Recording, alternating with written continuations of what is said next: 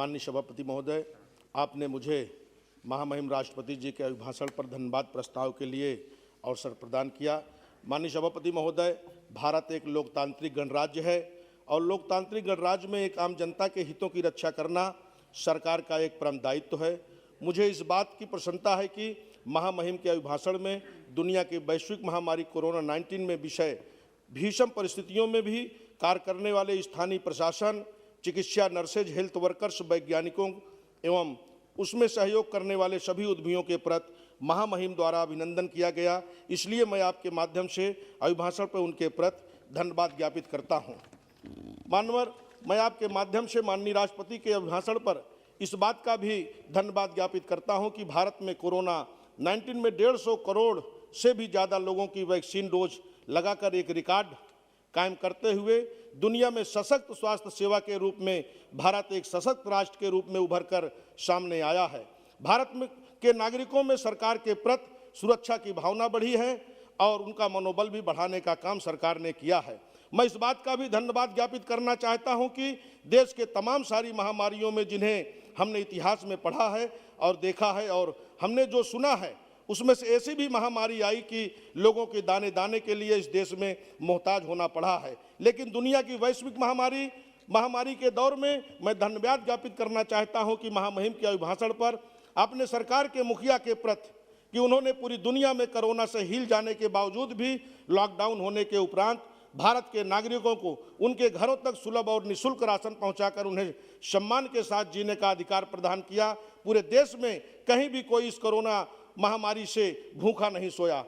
यहाँ हमारे लिए बहुत गर्व की बात है और दुनिया में एक नजीर भारत के लोग देने के मजबूर हो चुके हैं। मानवर, मैं आपके माध्यम से महामहिम के अभिभाषण पर इसलिए भी धन्यवाद ज्ञापित करना चाहता हूं कि देश के 80% किसान, छोटे किसान, जिनके हितों की रक्षा करने के लिए सरकार पूरी तरह से संकल्पबद्ध है और प्रधानमंत्री किसान सम्मान निधि के माध्यम से 11 करोड़ से अधिक किसान परिवारों को 1,80,000 करोड़ रुपए इस कोरोना काल में दिए गए। वहीं श्रमिकों के रूप में पंजीकृत श्रमिकों को भी सीधे उनके खाते में इस संकट के दौर में रुपया भेजने का काम बिना किसी बिचौलियों को सरकार द्वारा किया गया। वहीं दूसरी ओर माताओं बहनों के जनधन खाते में सीधे भारत सरकार से रुपया भेजकर उन्हें सम्मान के साथ जीने का अधिकार प्रदान किया गया। इसलिए आपके माध्यम से महामहिम के अभिभाषण पर धन्यवाद ज्ञापित करना मानवर इसलिए भी धन्यवाद ज्ञापित करना चाहता हूं कि दुनिया में आज तक महामारी के दौर में भी भारत सरकार की नीति और रीतियों के कार्यक्रम के चलते हमारी अर्थव्यवस्था कहीं कमजोर नहीं दिखी और हम पूरी तरह से एक मजबूत लोकतंत्र को लेकर दुनिया के सामने भारत को खड़ा करने का कामयाब हो सके हैं। साथ ही माननीय सभापति महोदय जी, इस दौर में भी टोक्यो और ओलंपिक में भारत ने अपनी युवा शक्ति की क्षमताओं को देख और इस प्रतिस्पर्धा में बेहतरीन प्रदर्शन करते हुए ऐतिहासिक रूप से भारत ने मेडल जीता और दुनिया में पैरा ओलंपिक में भी 19 पदक जीतकर अपना एक रिकॉर्ड कायम किया। इसके लिए भी भारत सरकार के खेलो इंडिया नीति और युवाओं के प्रदेश की सरकार के समर्पण निश्चित रूप से सराहनीय रहा है। मानवर, स्टार्टअप इंडिया संचार साधनों में एमएसएमई और अनेक क्षेत्रों के साथ साथ जंगे आज़ादी की लड़ाई बापू के नेतृत्व में देश की चेतना के प्रतीक रही। खादी एक बार फिर छोटे उद्यमियों के संबल बन रही और सरकार के प्रयासों से 2014 की तुलना में देश के खादी बिक्री में 3 गुना बढ़ी है और जो भारत के स्वावलंबन का एक प्रतीक है। इसलिए भी मैं आपके माध्यम से माननीय राष्ट्रपति महोदय के अभिभाषण पर धन्यवाद ज्ञापित करता हूं। मुझे पूर्ण विश्वास है कि तेजी से उभरते वैश्विक परिवेश में भारत के अपने राजनयिक संबंधों को लेकर दुनिया में एक सशक्त भारत के रूप में अपना स्थान बनाया है। उसी का परिणाम रहा है कि अगस्त 2021 में भारत के संयुक्त राष्ट्र सुरक्षा परिषद में अध्यक्षता की और इस दौरान कई अभूतपूर्व निर्णय लिए गए। मानवर, मेरी सरकार नागरिकों की जरूरतों के प्रति सरकारी विभागों को अधिक से अधिक जवाबदेह बनाने के लिए कृत संकल्प है।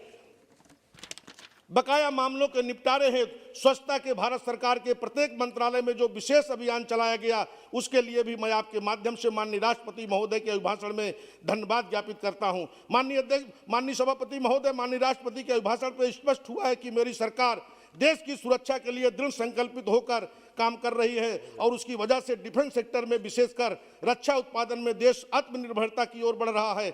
आज मेक इन इंडिया की परिणाम रहा कि 2020-21 में 90% उपकरणों के जुड़े अनुबंधों से मेक इन इंडिया को प्राथमिकता दी गई और हमारी सेनाओं ने 209 ऐसे साज सज्जो सामान की सूची भी जारी की। माननीय सभापति महोदय, 1 मिनट की, जिन्हें विदेश में भी नहीं खरीदा जाएगा। रक्षा उपकरणों द्वारा 2800 से ज्यादा उपकरणों की सूची जारी की जा चुकी है, जिसका निर्माण किया जाएगा। एक महत्वपूर्ण उपलब्धि है। साथ ही रक्षा क्षेत्र में प्राइवेट सेक्टर और स्टार्टअप की तेजी से बढ़ावा देने के लिए भी सरकार की प्रतिबद्धता के लिए माननीय महामहिम राष्ट्रपति के अभिभाषण को धन्यवाद ज्ञापित करता हूं। मानवर, जहां एक और कृषि के क्षेत्र में, रक्षा के क्षेत्र में, वित्तीय संसाधनों के क्षेत्र में सरकार महत्वपूर्ण कर रही, वहीं दूसरी ओर भारत के अमूल्य धरोहर को देश में वापस के लिए लिए जाने के अभिनव प्रयोग सरकार द्वारा करते हुए भारत की शताब्दी पूर्व चोरी हुई मां अन्नपूर्णा की मूर्ति को वापस लाकर काशी विश्वनाथ मंदिर में स्थापित किया जाना दुनिया में एक अनूठा उदाहरण है। राष्ट्रपति के अभिभाषण में धन्यवाद ज्ञापित करता हूं।